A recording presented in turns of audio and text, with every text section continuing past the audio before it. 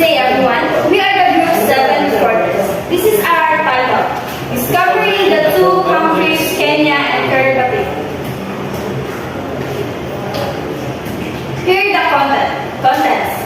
Introduction, comparative police system, comparative criminal justice, comparative court system, comparative correctional system. Comparative juvenile justice system, international criminal justice, identify notable organized terrorist crime group. So, introduction of Kenya. The Kenya police has its small beginning in the period between 1887 to 1902. Tracing its foundation on the Imperial British East Africa Company and a business Sir William Mackinnon, who in the interest of this business found it necessary to provide some form of protection or security for its stores along the coastline of Kenya. It is from this origin that the concept of constituting a real police service was formed in Mombasa. Generally, police activities centered on protection of the business of the IBEA company where the strength was mainly of Indian origin, with a skilled staff of some Africans otherwise referred as askaris. During those early stages of small police force, its duties were negligible.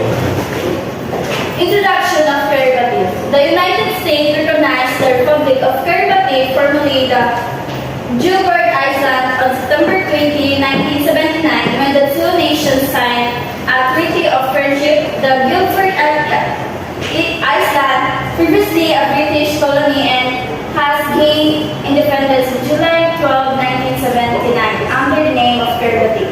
So let's proceed the history of police system. So, Kenya. In 1906, the Kenya police was legally constituted by a police ordinance. In 1956, the Criminal Intelligence Unit was established with the sole responsibility of collecting, tabulating, and recording the story and data of criminals, undesirable and suspicious persons. Second, the Kenya Police Service is a national body in charge of law enforcement in Kenya. It is subordinate to National Police Service, which is headed by its Inspector General of Police, who exercise independent command over the service. History of police system in Carpio. Each of our member countries holds an Interpol National Center Bureau.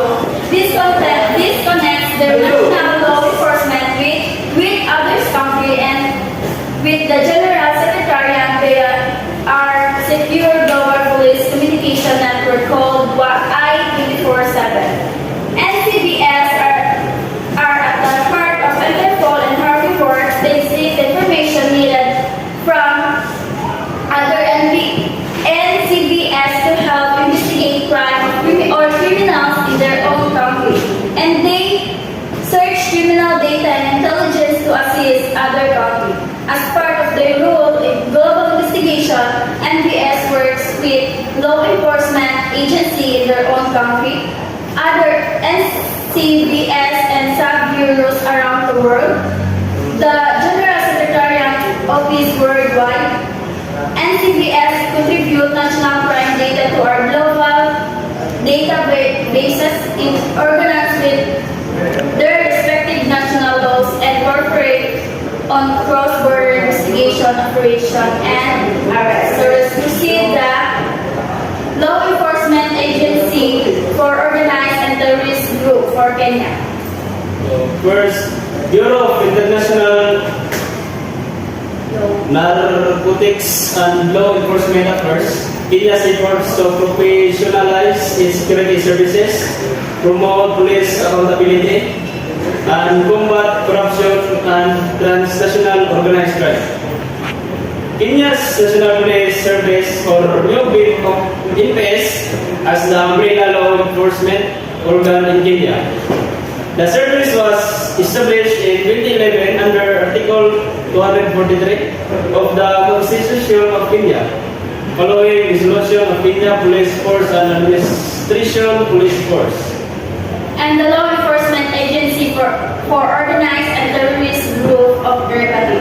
The only state discipline forces in Kiribati are a unified national police force with person and quarantine powers in the Coast Guard defense assistance is provided by Australia and New Zealand. The police force does not refer to any ministers but rather the relative president of Kiribati. Although there is no recent history of terrorists in Carpio, attacks can be rolled out. UK counter-terrorist policing has information and advice on staying safe abroad and what to do in the event of a terrorist attack. Find out more about the global threat from terrorism. There is heightened threat of terrorist attack globally against UK interests and British national from group or individuals motivated by the conflict and Iraq and Syria. You should be vigilant at this time. So let's proceed the comparative police system in Kenya. So the application requirements, Kenya Police require details that the citizen of Kenya possess a Kenya national identity card, got a minimum qualification of DD plus in the Kenya Certificate of Second Education Examination. The age between 18 and 28 years old for holders of KCSE Examination Certificate. So, the organizational structure, the Kenya organizational structure law reform commission has a statutory and ongoing role of reviewing on the laws of Kenya to ensure that it is more modernized, relevant and harmonized with the Constitution of Kenya. KNRC has an additional mandate of preparing new legislation to give effect to the Constitution. And the highest of organizational structure in Kenya is commissioner, and the lowest is, I think, manager, internal, adult. Audit. Sama ka na? And Power and function. Provision of assistance to the public with need. Maintenance of law and order. Preservation of peace. Protection of life and property. Investigation of crimes. Conviction of criminal intelligence. Prevention and detection of crimes. The creation of offenders. Enforcement of laws and regulations which it is charged and perform if of any other duties that may be prescribed by the Inspector General under the National Police Service Act or any other written law from time to time. And this is the vehicle of what? Kenya Police. The Simba Corps has officially handed over 100 units of Mahindra Scorpio single cab pick-up to the National Police Service. The Saburo Abba as a vehicle that is able to pick up speed very fast, and this is one of the reasons why the National Police Service ordered so many. The vehicles are fast under economy when fuel is very okay since they only consume a lot for fuel at traffic jams. And the classifications of Kenya. Kenya is a country with a dual police system. The Ministry of Interior has a national police headquarters. The ranks and uniforms of the national police are unified throughout the country. Police ranks are divided into two categories. Police officers wearing shoulder strap and police officers wearing armbands.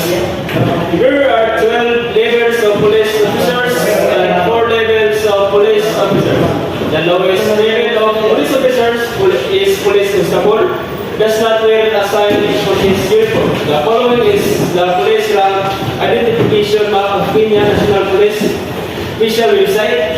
There are differences between the leader and shoulder badge for each level of police rank. Then, The Korean ang highest. lowest is in the rank graduate constable earns 32,880 per month.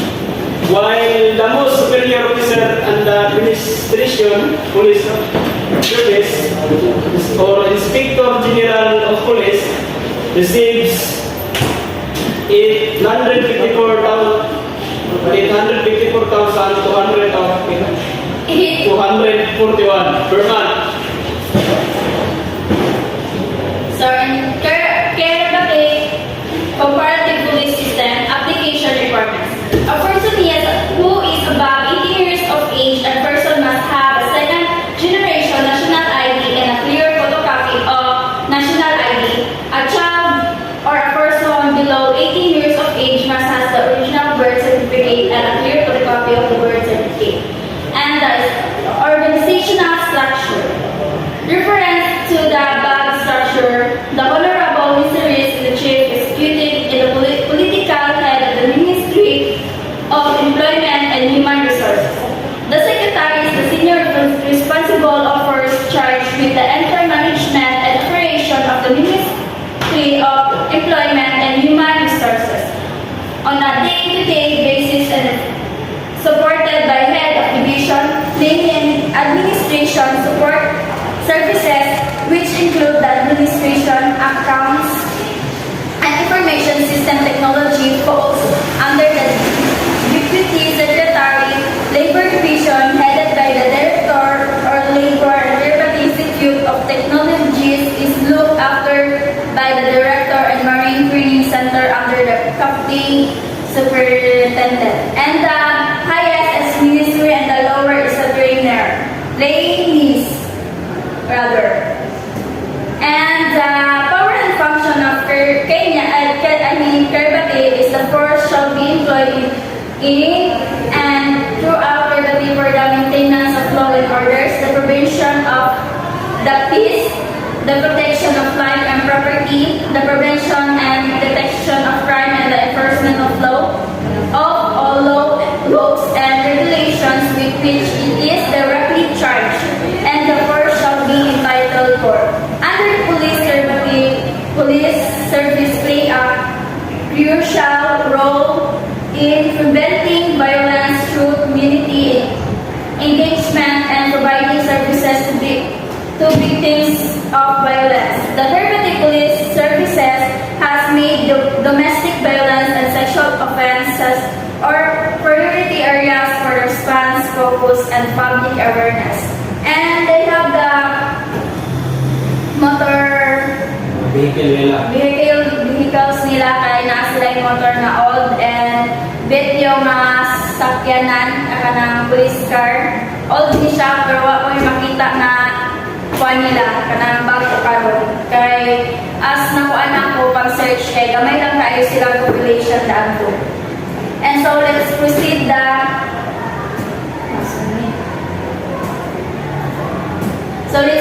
rank classification in Kerbati. Constable, Senior Constable or Corporal, Sergeant, Inspector, Assistant Superintendent, Superintendent, Deputy Commissioner, and Commissioner. The highest is the Constable and the lowest is Commissioner. And ang salary nila is a person working a police officer in Kerbati typically earns around 2,400 AOD per month. The salary range from 1,100 lowest to and the highest is 3,810 old. And na-share ko ka salary range and salary and percentiles. Mga na ang mga kwan sa by rank ata nila ani. So, dili na ako i-mention. So, let's proceed the comparative criminal justice in Kenya. So, Kenya's criminal justice system establishes the flow of criminal procedure among partners and defines the role of each of them in the management of offenders. The purpose is to attain societal peace and prosperity by advocating for respect of the rule of law. The main partners in the criminal justice system in Kenya are the community, the police or investigation and arrest, the judiciary or judicial procedure, the provision and aftercare service or community treatment. The main partners in the criminal justice system in Kenya are the community, the police or investigation and arrest, the judiciary or judicial procedure, the provision and aftercare service, community treatment, the prison service, reformation, rehabilitation, and reintegration. The Kenya Prison Service traces its origin to the colonial programs that were designed to classify their cylindrical. However, the philosophy has shifted from retributive to restorative justice, and today Kenya is implementing programs for human containment and social rehabilitation of offenders. The pillars of Kenya, ilan po po? Duwara po ang pillars sa Kenya, the police and community. So, the comparative criminal justice in Carpio criminal justice policing is a central and vital function of the state. Vested with the duty of to ensure an environment of safety and security, policing is a particular region contents with the large geographical distance within countries often spread over many islands. Heterogeneous societies, violence, crime, and sporadic political crises, the police must be prepared to meet these myriad challenges in support of democracy and human rights. The only legitimate policy is one of the health, faith, and environment free of fear and conducive to the fulfillment of the people's human rights, particularly those that promote and further political activities, which is the hallmark or democracy. Pillars and sa Carpio is isa lang ang court lang. So, let's proceed the comparative court system in Kenya. In Kenya, the courts under the Constitution operate at two levels, namely superior and subordinate courts. The court system has been decentralized with the Supreme Court and the Court of Appeal having their own presidents and the High Court having a principal judge as seats of the respective institutions. The judiciary of Kenya is the system of courts that interprets and applies the law in Kenya after the promulgation of the Constitution of Kenya in 20. So, in comparative court system Carpio, they have four courts: Privy Court, Council, Court of Appeal, High Court, and Magistrates Court.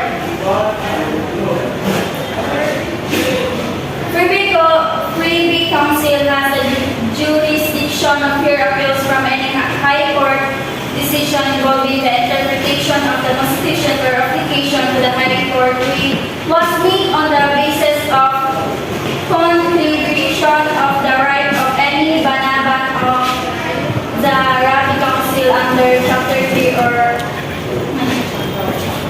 9 of the Constitution. Ang Court of Appeal has jurisdiction of hear civil and criminal appeals as of right from any High Court decision on a question of law, and High Court appears to have unlimited original jurisdiction in civil and criminal cases.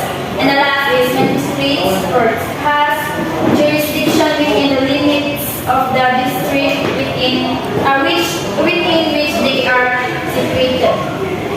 So let's proceed the comparative correctional system in Kenya. Kenya Prison Service is a department within the Ministry of Interior and coordination of the national government as a uniform and discipline entity. EPS is established under the Prison Act, Cap 90 and Universal Institution Act of 92 laws of Kenya. EPS is headed by the Commissioner General of Prisons or CGP. Kenya Prisons Service contributes to public safety and security by ensuring there is safety custody of all prisons who are lawfully committed to prison facilities, as well as facilitating the rehabilitation of custodial sentenced offender for community reintegration.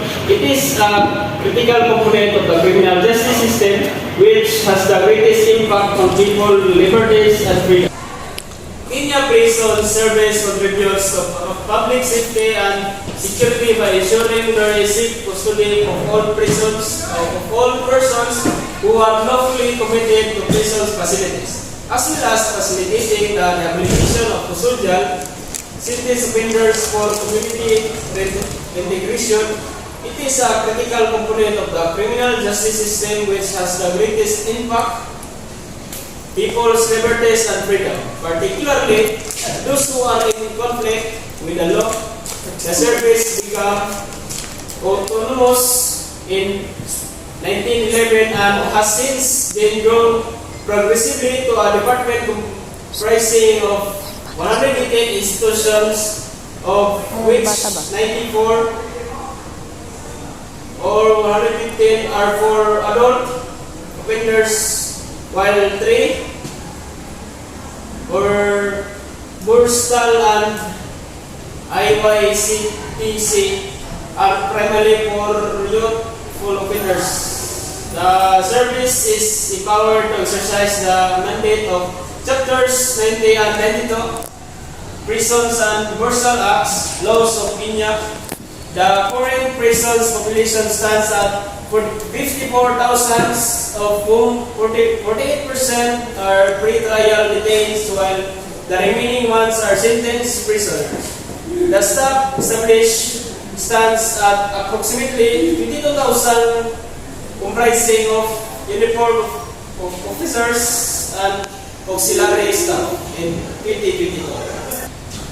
So, in comparative correctional system in Kiribati, KPS is responsible for managing the prisons in Kiribati. There are 4 prisons in Kiribati and with 3 for men and 1 for women as of 2013. As 2020-13, there are 141 prisons within the system. Prison staff are members of Kiribati Police Services. There are 2 prisons in Kiribati, which is Walter Betio Prison and Ronton or London or prisons of Kiritimati Island. So let's proceed the comparative juvenile justice system in Kenya. The treatment of street children by police is symptomatic of larger pattern of mistreatment of Kenyan children.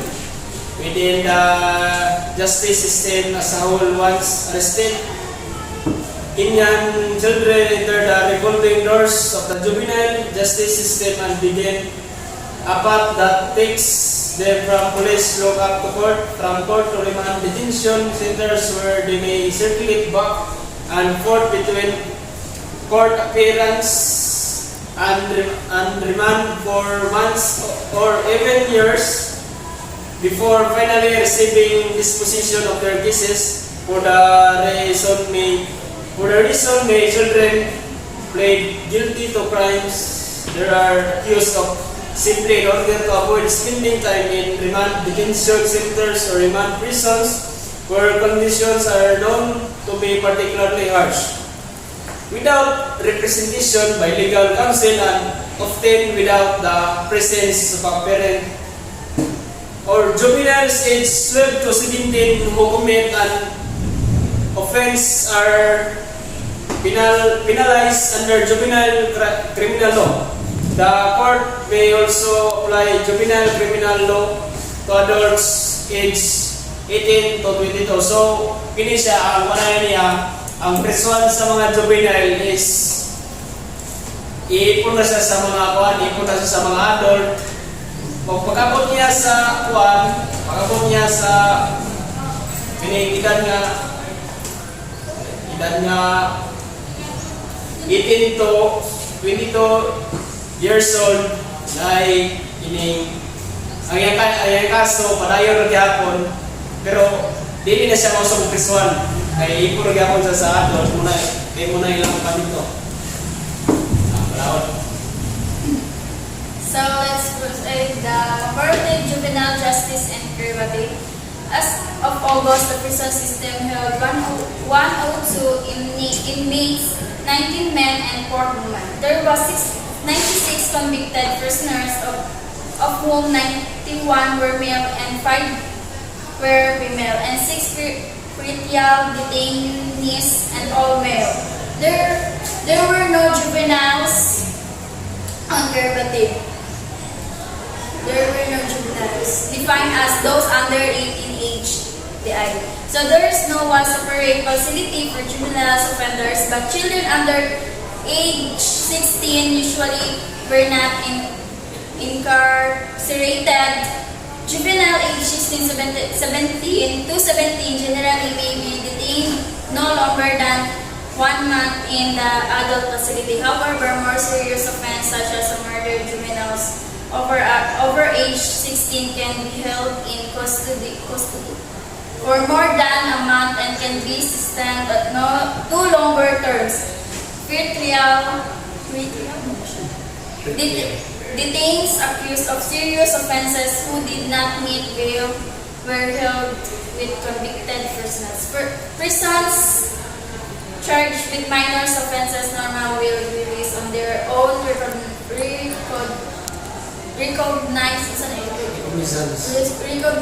pending parole civil. So, under 18, sa derivative, dili sila, iipon sila sa adult o sa there was separately sa juvenile offenders under the 16 to 17, pero ang 18 kay sila kanang iipon na sila sa adult, but still lagyan sila sa juvenile. So let's proceed the international criminal justice system. So, criminal justice system in Kenya. Kenya ratified the Rome Statute on 15 March 2005. The ICC therefore may exercise its jurisdiction over crimes listed in the Rome Statute committed on the territory of Kenya or by its national form. June 2005 onwards, on 31 March 2010, pre-trial chamber second granted the prosecutor request to open an investigation pro moto in the situation in Kenya in relation to crimes against humanity within the jurisdiction of the court committed between June 1, 2005 and November 26, 2009. ICC investigation have focused on alleged crimes against humanity committed in the context of post-election violence in Kenya in 2007 to 2008 in 6 of the 8 Kenyan provinces: Nairobi, North Rift Valley, Central Rift Valley, South Rift Valley, Nyanza Province, and Western Province. So in derivative international criminal justice, on September 2, 2020, the ICC prosecutor and a senior staff members were designated by the U.S. Office of Foreign Assets Control as Special Designated National. In response, APA President Patricia Lee Refo issues a statement against condemning the use of punitive economics and travel sanctions against ICC personnel, urging nations to protect the ICC independence and urging the U.S. administration to serve the decision immediately. So the identify notable organized or terrorist crime group. So in Kenya, notable organized, it is notable that up to 1907, the Kenya police was organized along military lines and training was military in nature. The aim of the study was to identify the nature of organized criminal gangs that operate in Kenya, the types of crimes they commit, their modus operandi, including the command structure and networks, and to provide a rapid assessment of the public participation of organized criminal gangs and the effects of their activities on Kenyans. The study further to establish the extent to which organized criminal gangs have infiltrated the public security sector. The scope the work included a review of literature in theories of crime and organized criminal gangs in Kenya, and based on the study finding purpose practical solution on how to address the problem of organized crime in Kenya. So, wala na sila laing kanang terrorist crime group kundi gang. Mura so isara ka mo.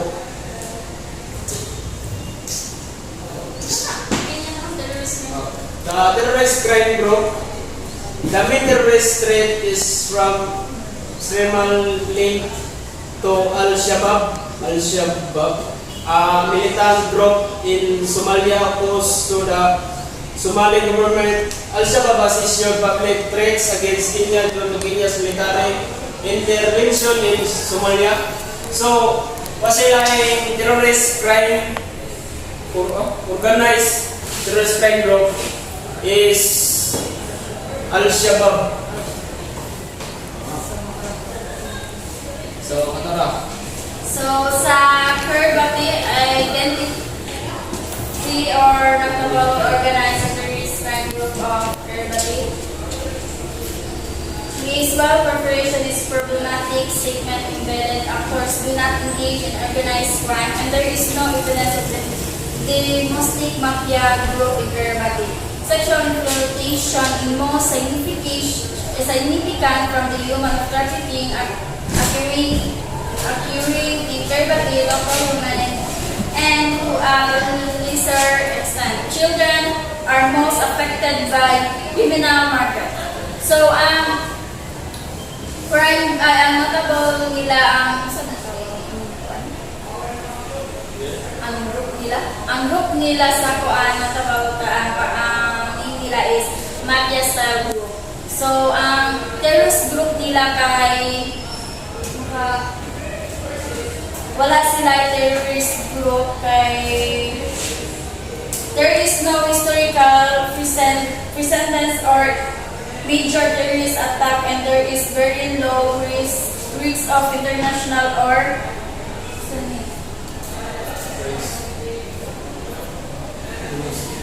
a domestic terrorist group in Carpio. So that's all. So wala nang sa article. Thank you.